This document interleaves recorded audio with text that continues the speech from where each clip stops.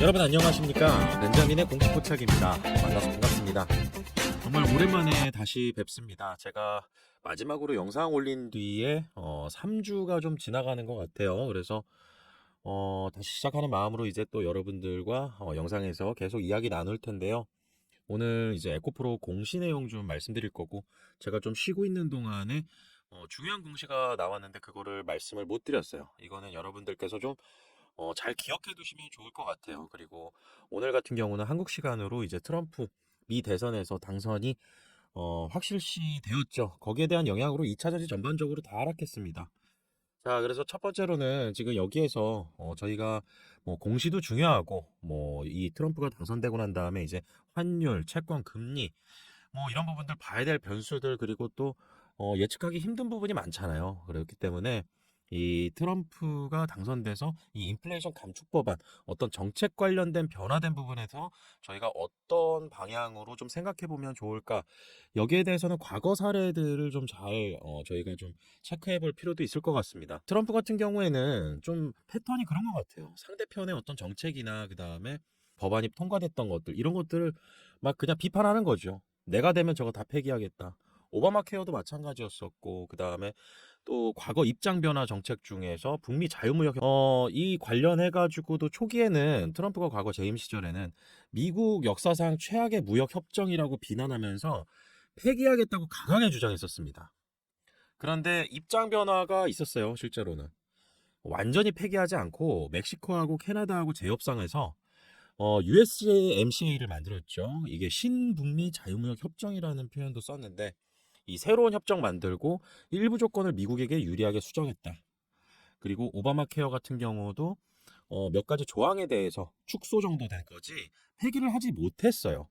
하지만은 이 인플레이션 감축 법안, 이것도 좀 비슷한 맥락으로 좀 볼 수 있지 않을까, 이렇게 보고 있거든요. 왜냐하면은 보수당 텃밭이나 이런 쪽 그런 주에 대체적으로 이제 우리나라의 배터리 관련된 그런 공장들이 지어져 있고, 그 다음에 거기에 또 실질적으로 고용이 일어나잖아요. 그리고 거기에서 세금도 미국에선 걷어들일 수가 있습니다. 그래서 저희는 줄 만큼 다 주고, 그 다음에 현지에 투자해 놓은 상태예요. 이거를 갑자기 완벽하게 이 완전히 다 없애버리겠다?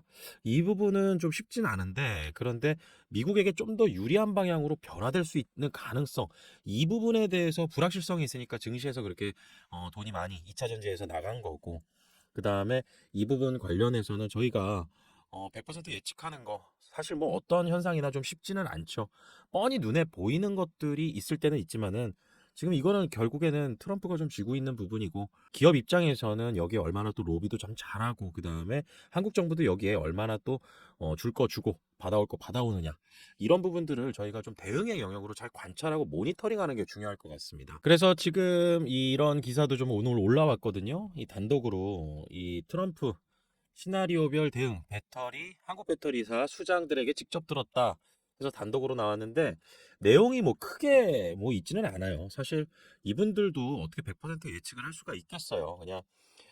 그냥 기본적인 스탠스로만 본다라고 하면은, 김동명 LG에너지 솔루션 대표이사 사장, 이분께서는 생산자 보조금, 다시 말해서 이 첨단 세액 공제죠. 그래서 이 배터리 생산하면서 세제 지원 혜택 받는 거, 이 생산 업체가 큰 변동 없을 것이다. 이런 부분들에 대해서는 이제 최윤호 삼성 SL 대표이사 사장, 전동화 방향 자체는 지속될 것이다. 저도 이 부분은 동의해요. 전동화 방향에서는 절대 뭐 이 큰 대세를 거스를 수는 없을 것 같습니다. 그리고 최소한 LLF 대표, 이 사람은 또 대책 수립이 가능할 듯 약간의 좀 뒤로 한 발 물러서서 언급하는 내용. 그 다음에 해리스 당선 시, 이거는 뭐 이제 물 건너갔고요. 한국 업체들 투자 지속될 거 계속 나왔던 얘기들. 그래서 이것도 별로 크게 의미 없다. 저희는 앞으로 주목해서 트럼프의 이 인플레이션 감축 법안에 관련된 기사들, 이런 것들이 작고 이 주가에 단기적인 변동성을 줄 것이라고 보고 있습니다. 그래서 지금 이 트럼프가 당선이 됐다라고 해가지고 막연하게 패기다라기보다는, 여러분들께서 이것 때문에 2차 전지에 투자하는 불확실성이 커졌다, 그리고 변동성이 커졌다. 그럼 나는 어떻게 대응을 해야 될까? 투자 원칙, 그 다음에 투자 전략, 이런 부분들에 있어서 지금 이 2차 전지 관련된 부분은 저는 아직까지는 그렇게 생각합니다. 지금 시장이 아직 성장하고 있는 단계예요. 그러다 보니까 결국에는 내가 투자하는 원금들을 좀 잘 바닥권의 이 평균 단가를 낮추면서 이 안착시키는 거. 결국 분할 매수. 그리고 떨어질 때마다 빠질 때마다 추가적인 매수를 통해서 매입 단가를 낮추는 거. 그렇기 때문에 이 중장기적인 투자에 있어서는 꼭 여러분들께서 분할 매수 해나가면서 그리고 또 수익 났을 때는 일정 부분 수익 실현하는 리밸런싱 하면서 이렇게 이제 투자 전략을 가져가시는 거, 투자 원칙을 가져가시는 거, 저는 이게 굉장히 중요하다라고 보고 있습니다. 그런 과정 속에서 에코프로 이 지주회사이면서 저희가 투자해야 되는 또 이유를 알아야 되겠죠. 최근 들어서 나왔던 공시였는데요. 나오자마자 바로 반응은 하지 않았습니다. 주가가. 과거에 에코프로 BM 그리고 에코프로 이노베이션이죠. 엄밀히 얘기하면 에코프로에서 이제 공시가 나왔었는데 작년에 6월 말 6월쯤 해가지고 에코프로 BM에서는 전환사채 발행하고 그 다음에 에코프로 이노베이션에는 이제 유상증자 4천억 규모 이렇게 돈을 투자금을 받았어요. 그러면서 주가가 바로 반응하고 그 다음에 거기에 따라서 공매도도 쇼스퀴즈 나오고 쇼커버링 나오면서 주가가 굉장히 크게 급등했던 그런 일이 있었는데요. 에코프로가 최근에 교환사채 10월 21일이었습니다. 그리고 납입도 다 끝났어요. 그래서 이 교환사채를 발행합니다. 그런데 이 교환사채, 이 공시 속에서 여러 가지 투자자의 의도를 좀 파악해 볼 수 있는 내용들이 좀 있거든요. 그래서 그 내용을 좀 말씀을 드릴 텐데 우선은 교환사채에 대해서 좀 정의해보고 그 다음에 여러분들께 이해를 돕기 위해서 제가 몇 가지 좀 설명을 좀 드려볼게요. 간략하게 이 에코프로 교환사채 개요. 우선은 이 교환사채라는 것을 저희가 처음에 접하면은 굉장히 애매해요. 뭘 교환해주겠다라는 거지. 근데 정의를 보시면은 제가 간략하게 썼습니다. 채권입니다. 채권. 교환사채. 회사가 발행한 채권이에요. 채권인데 채권을 일정 조건에 따라서 그 회사의 주식 또는 그 회사가 가지고 있는 다른 회사의 주식으로 교환할 수 있는 채무증권입니다. 특징으로 본다라고 하면은 채권이잖아요. 그러다 보니까 이자 수익을 이제 가져갈 수가 있고요. 이건 계약 조건에 따라 다릅니다. 그리고 주식 교환 옵션 이걸 동시에 가지고 있는 거예요. 동시에 가지고 있다 보니까 여러분들께서 교환사채를 투자한다. 뭐 실질적으로 개인 투자자한테 이거는 거의 열려져 있지 않습니다. 이런 투자자가 이 교환사채에 투자를 한다. 그러면은 주가가 만약에 그 교환되는 가격보다 높으면 그러면은 이제 교환을 하는 거고요. 교환 청구를 통해서 하락하게 된다면 그냥 채권 보유를 유지하고 이자만 받는 거죠. 그리고 만기 때 원금 돌려줘. 원금하고 이자 줘. 이렇게 해서 회수할 수 있는 거. 그래서 안정성과 수익성을 모두 갖추고 있는 그런 채권이라고 보시면 됩니다.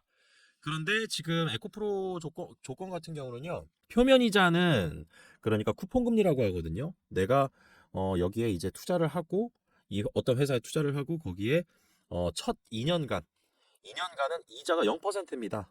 단 한 푼도 못 가져가요. 이자로는 이자 수익은 없는데 2년 후부터 5%로 급등을 하게 됩니다. 이게 좀 포인트가 있어요, 이게. 그리고 이 이후에 또 매년 1%씩 상승합니다.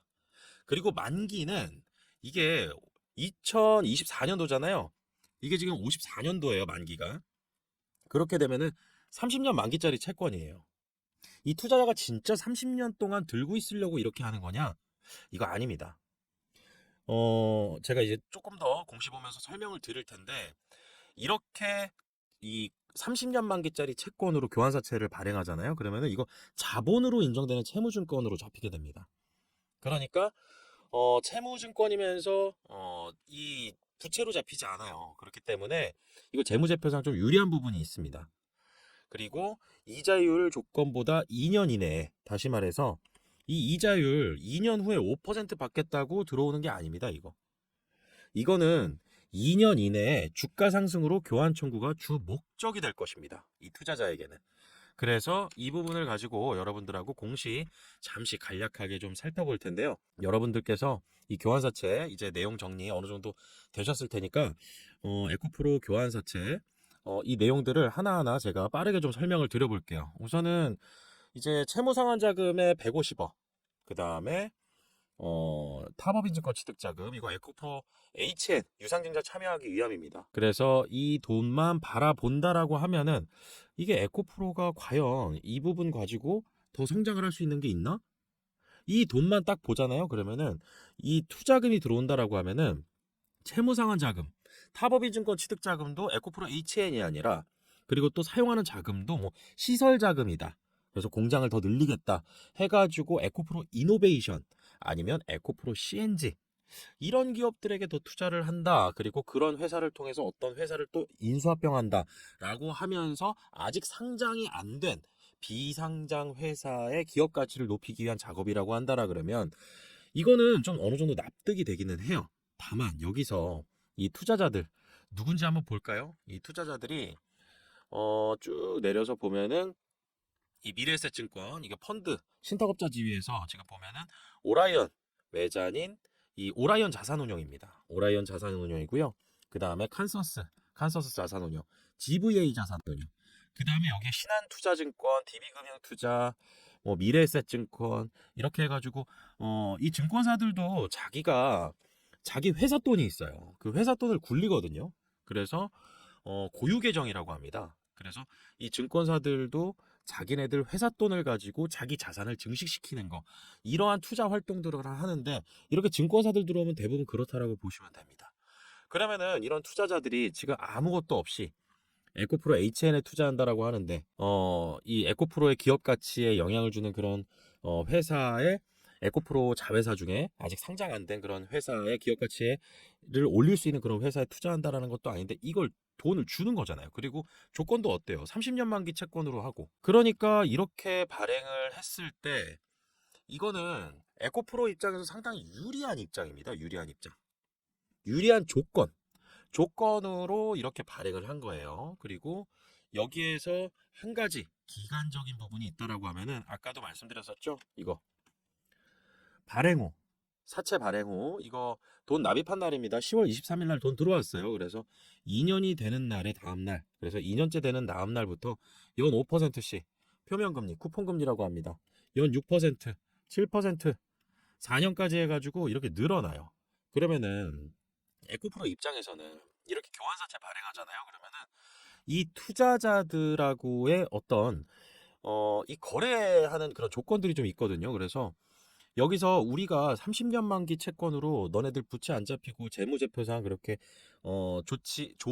악영향을 줄 수 있는 이런 부분으로 조건을 정하지는 않을 테니까 우리가 어느 정도 기간 후에 엑시트를 하면 되겠어? 그러면은 에코프로 입장에서는 이쯤 될 것 같아. 이쯤 되면은 우리 굉장히 많이 정상화가 될 거고 또 다시 턴어라운드 할 거고 돈 많이 벌 거야. 그리고 이러한 상황에서 우리는 신기술 발표, 초격차 기술 발표 이런 것들이 좀 남겨져 있고 이건 시장 지배력을 굉장히 높이게 될 거야라고 이제 어느 정도 협상이 됐을 겁니다. 그리고 그런 내용들이 오고 갔을 거고 그래서 그런 과정 속에서 그러면은 거기에 대해서 나도 리턴이 있어야 될 거 아니야. 그리고 안전장치가 있어야 되겠지.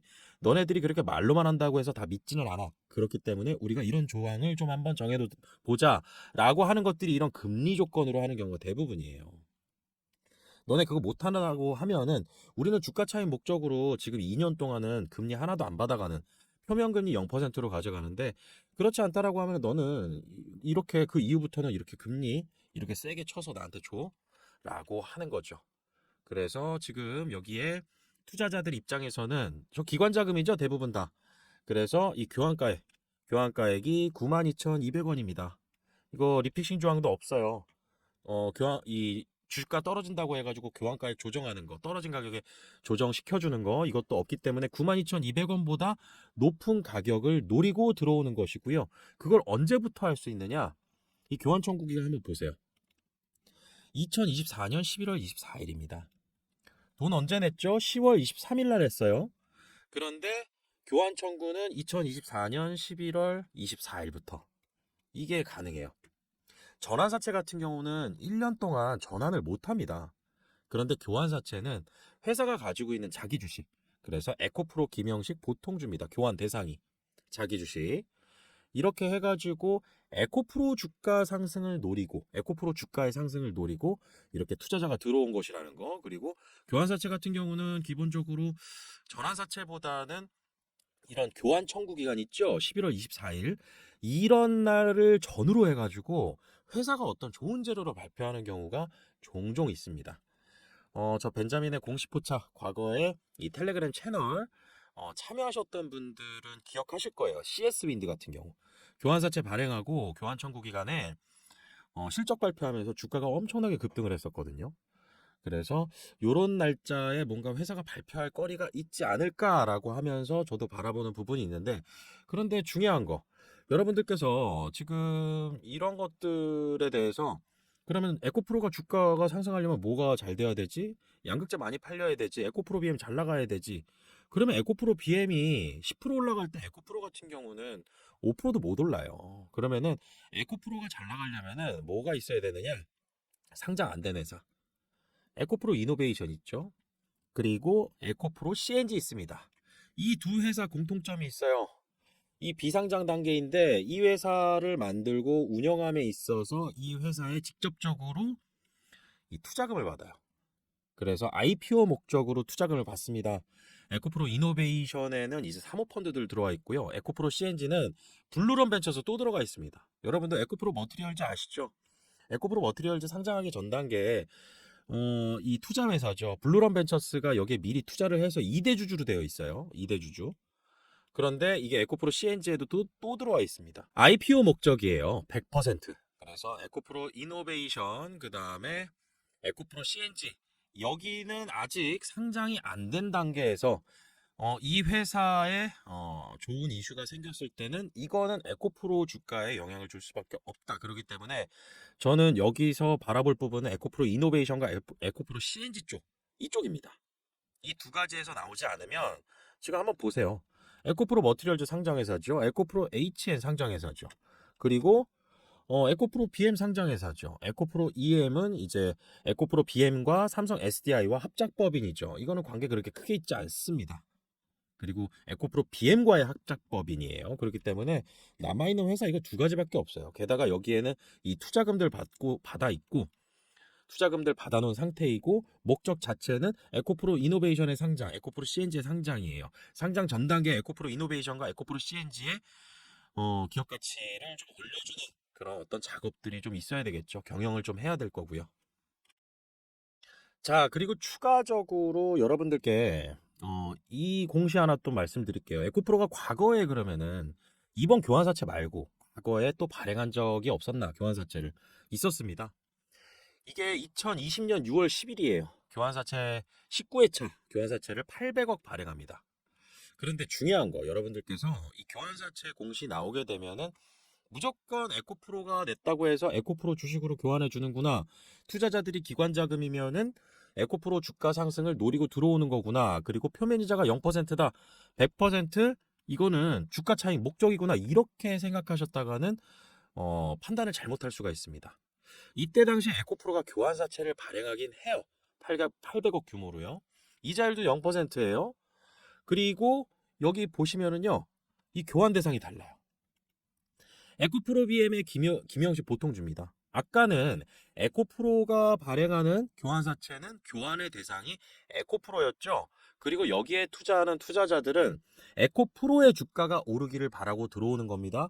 그런데 이때 당시의 공시는 에코프로의 이 공시가 교환사채가 나오긴 했지만은 이 교환사채 투자자들은 교환의 대상이 뭐예요? 에코프로 BM이잖아요.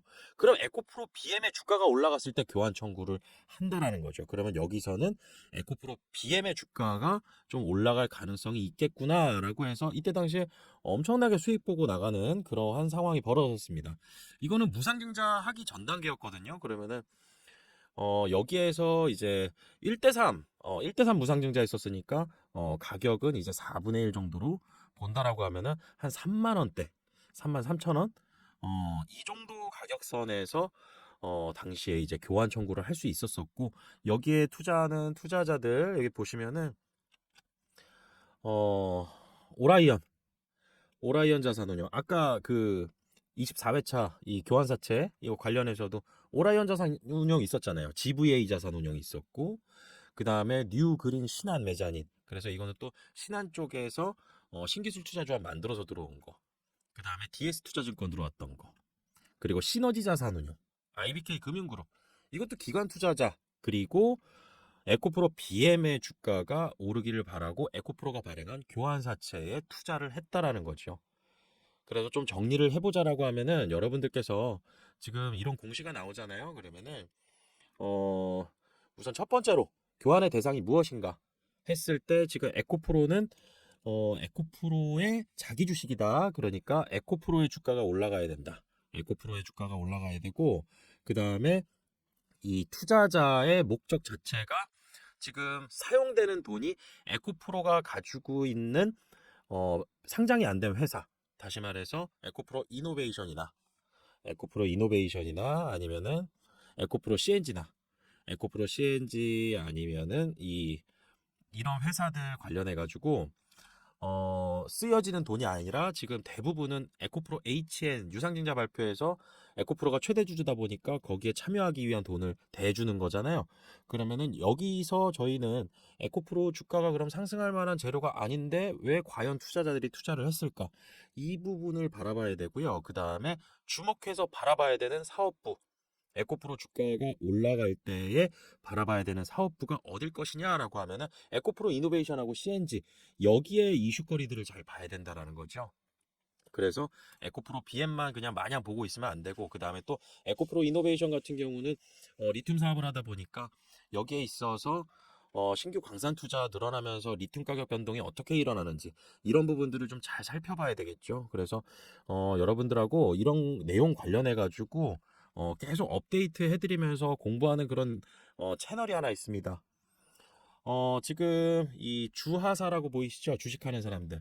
제가 운영했던 벤자민의 공시포차 이 채널의 이름을 바꾸고 그 다음에 주식하는 사람들이라고 해서 비공개 채널로 지금 계속 운영 유지 중입니다. 그래서 여기에는 계속 이 제가 올려드리는 종목에 대해서 공부할 내용들, 알아볼 내용들. 오늘 같은 경우도 이제 미국 이 대선 결과에 따라서 재생에너지 정책 전망과 시사점 관련해서 좀 추가적으로 좀 말씀을 드렸었고, 그 다음에 여기서 봐야 되는 여러 주요 변수들, 에코프로 투자하면서도 그렇고요. 이거 에코프로 BM 이 지속 가능 경영 보고서 나오면서 제가 여기는 뭘 봐야 될까? 어떤 부분들을 잘 활용해서 정보를 저희가 타겟팅해서 봐야 될까? 이런 내용들을 제가 여기에 공부하는 여러분들께서 정보를 좀 잘 확인하실 수 있게 공부할 내용들을 올려드립니다. 그래서 이 공부할 수 있는 내용들 잘 확인하시다 보면은 투자에 또 여러분들만의 인사이트가 생길 수도 있을 거고요. 그 다음에 이 텔레그램 링크 같은 경우는 여러분들께서 제가 영상 올려드리잖아요. 그러면 그 영상에 설명란이 있습니다. 그래서 그 설명란을 클릭해 보시면은 제가 링크를 걸어 놓을 거예요. 다른 데서 검색하지 마세요. 검색하셔서 들어가시면 안 됩니다.